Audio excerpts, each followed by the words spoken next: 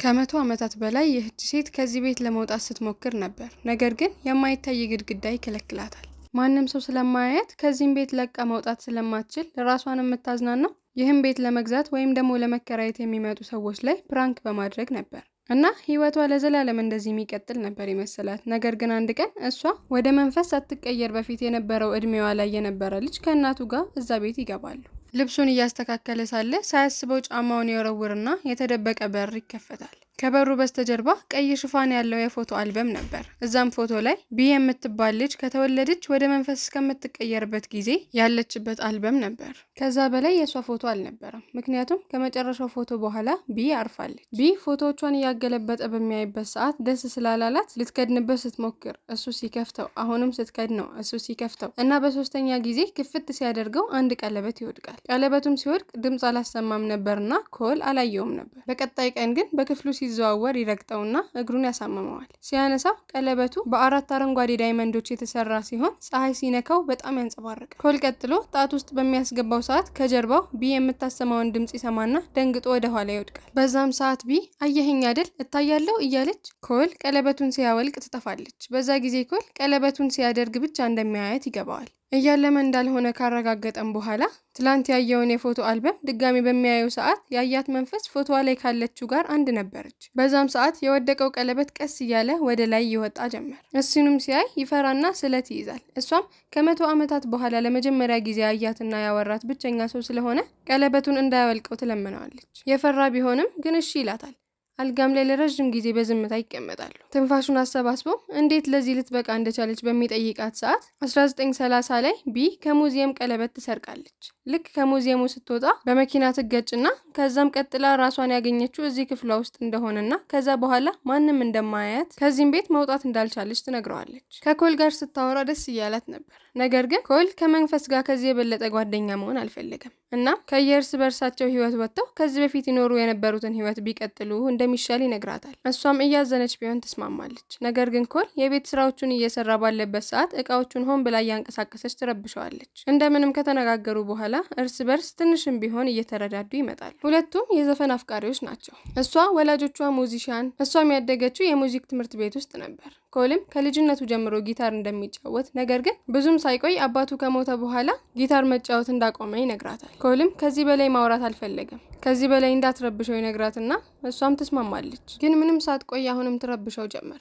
ከእናቱ ጋር እቃዎችን ስታንቀሳቅስ ይደነግጥና ይጮሃል። እናቱ ምን ተፈጠረ ስትለው ምክንያት ይፈጣጥርና ያረሳሳታል። ከእራት በኋላ በፍጥነት ወደ ክፍሉ ይገባና ቀለበቱን እንደምትፈልገው መልበስ እንደሚቀጥል፣ ነገር ግን ይሄን የሚያደርገው እናቱ ፊት የምታደርገውን ፕራንክ ካቆመች ብቻ እንደሆነ ይነግራታል። እናቱ ኦልሬዲ ብዙ ችግር ውስጥ እንደሆነችና አሁን እየኖረችበት ያለችው ቤት ውስጥ ከመንፈስ ጋር እንደሆነ ማወቋ ብዙም እንደማያስደስታት ይነግራታል። ይህን ከሰማችን በኋላ ቢ ደስ ይላትና ትስማማለች።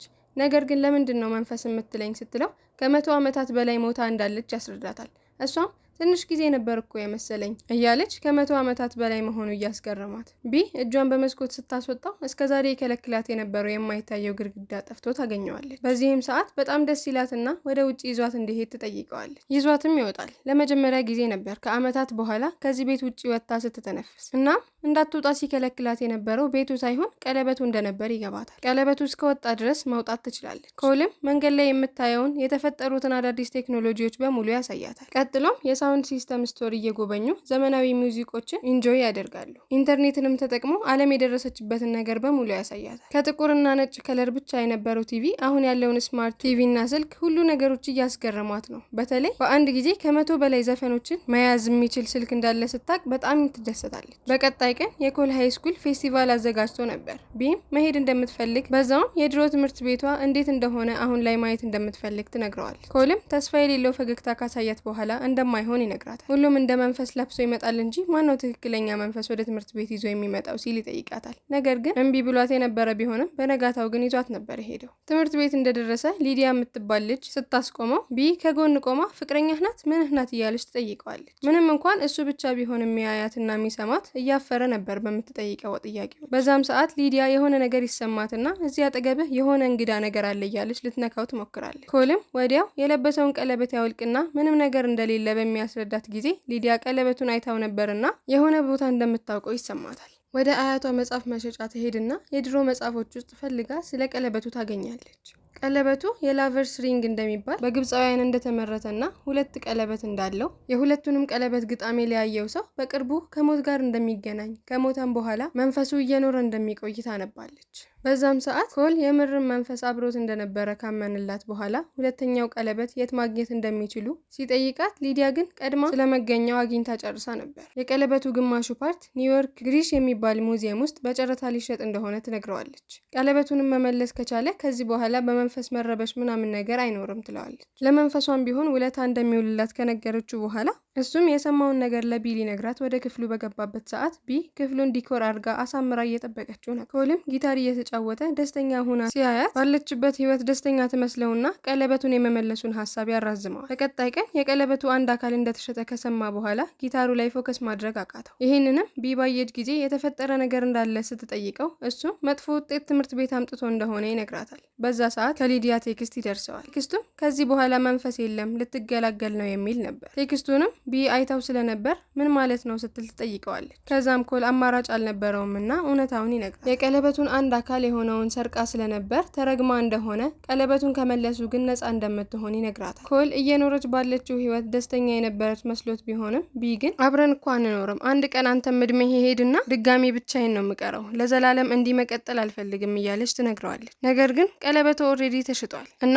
ማን እንደገዛው ማንም አያውቅም። ቢም ኮል ስለ ቀለበቱ ሁሉንም ነገር አውቆ ከሷ ሊደብቅ በመሞከሩ በጣም አናዷታል። ቢም ተናዳ ውጣ እያለች በምትጮህበት ጊዜ ያንገራግርና ከዛም በኋላ ቀለበቱን አስቀምጦት ይወጣል። በዛም ሰዓት የሊዲያን ሚሴጅ እየመለሰላት አልነበረምና ወደ ሚውዚክ ክፍሉ ስትገባ ቀለበቱን ታገኘዋለች። ሊዲያ ምንም አትፈራም። ቀለበቱን አንስታ ትለብሰዋለች። ከለበሰችውም በኋላ ለቢ እንዲህ ስትል ትነግራታለች። ኮል መጥፎ ሰው አይደለም፣ የደበቀሽም አንቺ እንደዚህ አይነት ህይወት ለዘላለም ማስኖር ፈልጎ ሳይሆን ለረጅም ጊዜ ብቸኛ ነበርና እንዳንቺ አይነት ጓደኛ ማጣት ስላልፈለገ ነበር ስትል ትነግራታለች። በሌላ በኩል ኮል ወደ ቤት ተመልሶ የሞተውን አባቱን ፎቶ እያየ ቁጭ ብለው ከእናቱ ጋር እያዩት እንባው ቀስ እያለ ይወርድ ጀመር። እናቱም ይህን ታይና አባትህ አንዴ ሄዷል፣ ይህን ደግሞ አንድ ተቀብለን ህይወታችንን መቀጠል አለብን፣ ምክንያቱም ምንም ማድረግ የምንችለው ነገር የለም። እሱን በምታስታውስበት ጊዜ ያሳለፋችሁትን ጥሩ ነገር እያሰብክ ደስተኛ መሆን እንጂ መከፋት የለብህም ትለዋለች። ይህንንም ከሰማ በኋላ ኮል ነገሮችን ለማስተካከል ይወስናል።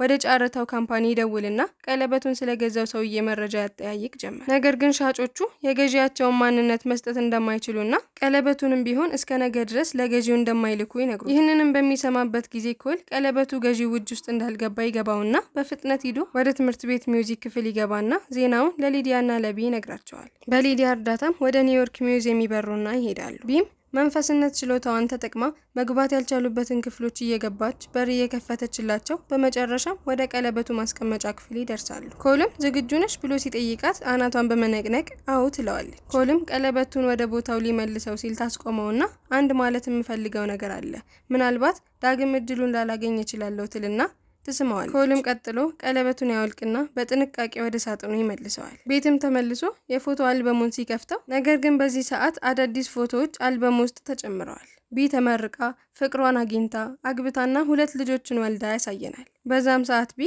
ወደ 1930 ዓመተ ምህረት ተመልሳ ቀለበቱን ይዛ እናያለን። በዚህም ሰዓት ያለማንገራገር ወደ ሙዚየሙ ትመልሰዋለች። ከዛም ስትወጣ ሊገጫት የነበረውን መኪና ትጠነቀቅና ህይወቷ ከዛ ቀን ጀምሮ ይስተካከል። እዚህ ጋር ፊልሙ ያልቃል። ላይክ፣ ሰብስክራይብ ማድረግ እንዳትረሱ። ከወደዳችሁት ሰብስክራይብ፣ ካልወደዳችሁትም ደግሞ አስተያየታችሁን ጻፉልኝ።